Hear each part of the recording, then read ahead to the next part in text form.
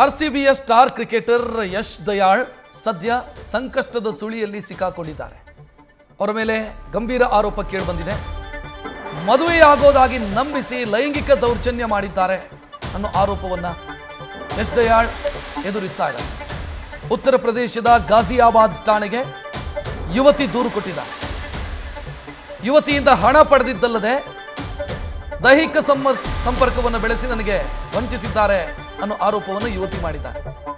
ಯಶ್ ದಯಾಳ್ ವಿರುದ್ಧ ಇವತ್ತು ಹೇಳಿಕೆ ದಾಖಲಿಸುವುದಕ್ಕಿದ್ದಾರೆ ಯುವತಿ. ಯಶ್ ದಯಾಳ್ ವಿರುದ್ಧ BNS ಸೆಕ್ಷನ್ 69 ಅಡಿಯಲ್ಲಿ ಕೇಸು ದಾಖಲಾಗಿದೆ.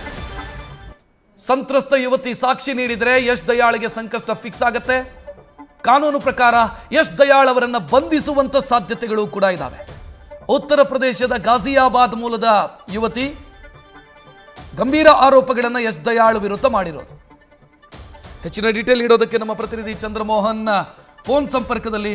ಚಂದ್ರಮೋಹನ್, ಸಾಕ್ಷ್ಯಗಳೆಲ್ಲವೂ ಕೂಡ ಉರುಳಾಗುವಂತ ಸಾಧ್ಯತೆ ಕಾಣ್ತಾ ಇದೆಯಾ ದಯಾಳ್ ಅವರಿಗೆ?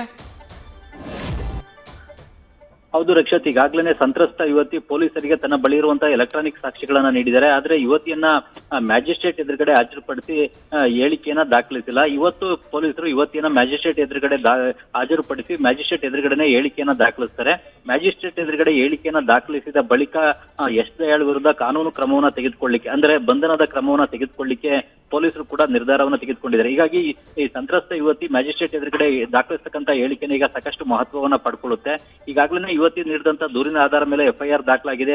BNS ನ ಸೆಕ್ಷನ್ 69 ಅಡಿ FIR ದಾಖಲಾಗಿದೆ. ಈ BNS ಸೆಕ್ಷನ್ 69 ಏನನ್ನ ಹೇಳುತ್ತೆ ಅಂತ ಅಂದ್ರೆ, ಮದುವೆ ಆಗುವುದಾಗಿ ಸುಳ್ಳು ಭರವಸೆಯನ್ನ ಕೊಟ್ಟು ಮೋಸ ಮಾಡೋದು, ವಂಚನೆ ನಡೆಸತಕ್ಕಂಥದ್ದು, ಲೈಂಗಿಕ ಕೃತ್ಯವನ್ನ ನಡೆಸತಕ್ಕಂಥದ್ದು ಅಪರಾಧ ಆಗುತ್ತೆ. ಈ ಒಂದು ಸೆಕ್ಷನ್ ನಾನ್ ಬೇಲಬಲ್ ಸೆಕ್ಷನ್ ಆಗಿದೆ. ಈ ಒಂದು ಸೆಕ್ಷನ್ ಅಡಿ ಆರೋಪ ಸಾಬೀತಾದ್ರೆ ಕನಿಷ್ಠ 10 ವರ್ಷ ಜೈಲು ಶಿಕ್ಷೆಯನ್ನು ವಿಧಿಸಲಿಕ್ಕೆ ಅವಕಾಶ ಕೂಡ ಇದೆ. ಜೊತೆಗೆ ತಕ್ಷಣವೇ ದೂರು ನೀಡಿದ ತಕ್ಷಣವೇ ಅರೆಸ್ಟ್ ಮಾಡ್ಲಿಕ್ಕೂ ಕೂಡ ಅವಕಾಶ ಇದೆ. ಆದ್ರೆ ಪೊಲೀಸರು ಇನ್ನೂ ಯಶ್ ದಯಾಳ್ನ ಯಾಕೆ ಬಂಧಿಸಿಲ್ಲ ಅಂತ ಅಂದ್ರೆ, ಯಶ್ ದಯಾಳ್ ಬಗ್ಗೆ ಯುವತಿ ಕೊಟ್ಟಿರ್ತಕ್ಕಂತಹ ಹೇಳಿಕೆಯನ್ನ ಮ್ಯಾಜಿಸ್ಟ್ರೇಟ್ ಎದುರುಗಡೆ ದಾಖಲಿಸಿಲ್ಲ. ಆ ಕಾರಣಕ್ಕಾಗಿ ಇನ್ನೂ ಬಂಧಿಸಿಲ್ಲ.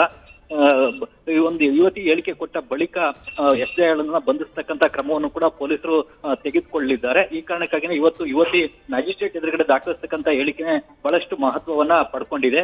ಈಗ ಯಶ್ ದಯಾಳ್ ಅವರು ಕಳೆದ 5 ವರ್ಷಗಳಿಂದ ನಿರಂತರವಾಗಿ ನನ್ನ ಜೊತೆ ಫೋನ್ ಸಂಪರ್ಕದಲ್ಲಿದ್ರು, ಲೈಂಗಿಕ ಕೃತ್ಯವನ್ನ ನನ್ನ ಜೊತೆಗೆ ನಡೆಸಿದ್ದಾರೆ, ಮದುವೆ ಆಗೋದಾಗಿ ನಂಬಿಸಿದ್ರು, ಜೊತೆಗೆ ನನ್ನಿಂದ ಹಣವನ್ನು ಕೂಡ ಪಡೆದು ಮೋಸವನ್ನ ಮಾಡಿದ್ದಾರೆ. ಹೀಗಾಗಿ ಇವರ ವಿರುದ್ಧ ಕಾನೂನು ಕ್ರಮವನ್ನ ಕೈಗೊಳ್ಳಬೇಕು ಅಂತ ಹೇಳಿ ಯುವತಿ ಪೊಲೀಸ್ ಠಾಣೆಗೆ ಮೊದಲು ದೂರನ್ನ ಕೊಟ್ಟಿಲ್ಲ. ಆದ್ರೆ ಪೊಲೀಸರು ಕೇಸನ್ನ ದಾಖಲಿಸಿಕೊಳ್ಳಿಕ್ಕೆ ಒಪ್ಪಿರಲಿಲ್ಲ. ಬಳಿಕ CM ರಿಟ್ರೆಸಲ್ ಸೆಲ್ಗೆ ದೂರನ್ನ ಕೊಟ್ಟರು. ಆ ಸೆಲ್ಗೆ ದೂರನ್ನ ಕೊಟ್ಟ ಬಳಿಕ ಗಾಜಿಯಾಬಾದ್ನ ಇಂದಿರಾಪುರಂ ಪೊಲೀಸ್ ಠಾಣೆಯಲ್ಲಿ ಯಶ್ ದಯಾಳ್ ವಿರುದ್ಧ FIR ದಾಖಲಾಗಿದೆ. ರಕ್ಷತ್, ಥ್ಯಾಂಕ್ ಯು ಚಂದ್ರಮೋಹನ್ ಮಾಹಿತಿಗೆ.